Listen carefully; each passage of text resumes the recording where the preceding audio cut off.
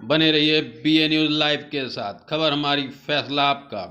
इस वक्त की बड़ी खबर ब्यूरो नागेश गुप्ता के साथ। बरेली, आकांक्षा सेठी निवासी बजरिया पूरनमल थाना प्रेमनगर की है। उसने 28 जनवरी 2022 को प्रभजीत से रजिस्टर्ड प्रेम विवाह किया। जब उसकी जानकारी उसके माता पिता को लगी तो उसके पिता ने आकांक्षा को आश्वासन दिया कि तुम घर पर रहकर पढ़ाई पूरी करो, बाद में कोई रिसेप्शन करके मैं प्रभुजीत के साथ विदा कर देंगे। उसने अपने पिता की बात मान ली और घर पर रहकर पढ़ाई करने लगी, लेकिन परिवार वाले उसे प्रताड़ित करते रहे और बात बात में ताने मारते रहे। जब उसने अपने पति के पास जाने की जिद की तो उसके पिता ने उसे नज़र बंद कर दिया। 15 मार्च 2022 को रात 11 बजे आकांक्षा को उसे घर वालों ने रस्सी का फंदा बनाकर टांगने का प्रयास किया। वह बड़ी मुश्किल से अपनी जान बचाकर भाग आए। आज उसने SSP से अपनी जान माल की रक्षा करते हुए पति के घर पहुंचाने की गुहार लगाई है। आकांक्षा ने कहा कि वह पूर्णतः बालिग है, इसलिए यह फैसला लेने का उसका अधिकार है। SSP ने आकांक्षा सेठी और प्रभजीत को थाना प्रेमनगर भेजा। कहा दोनों ने रजिस्टर्ड प्रेम विवाह किया है, दोनों बालिग है, अपनी इच्छा से साथ रह सकते हैं। प्रभजीत आकांक्षा सेठी को अपने साथ अपने घर ले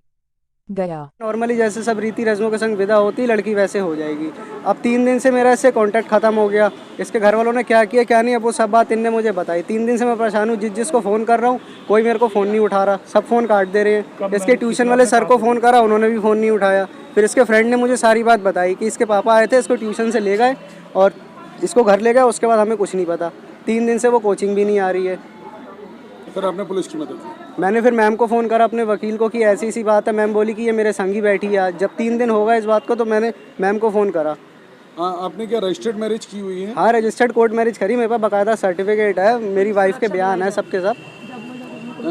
ये क्या ये सुनने में ये भी दिक्कत है कि हाइट की प्रॉब्लम की वजह से भी वो शादी के मिसमैच है, इसलिए भी रोक रहे थे क्या? सर, हाइट और colour doesn't matter in love marriage, but ये है कि जो चीज़ आपने बोली है आप अपने उस बात पे रहो।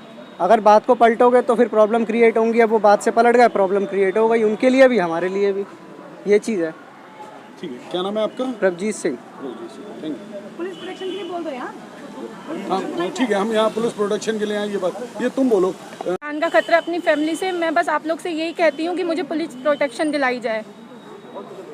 ठीक है, ये बताइए क्या प्रॉब्लम है आपकी, पूरी बात बताइए। आपने क्या शादी की है, क्या प्रॉब्लम है, पूरी बात। प्रॉब्लम मेरी ये थी कि पहले घर वाले मेरे को सपोर्ट करना चाहते थे। वो मुझसे बोलते रहे कि तू पढ़ाई कर, हम तेरी शादी कराएंगे जिससे तू करेगी। मुझे झूठी तसल्ली दे देकर मुझे 3 साल से मेरा इनसे प्रेम चल रहा है। 3 साल तक मुझे झूठी तसल्ली देते रहे।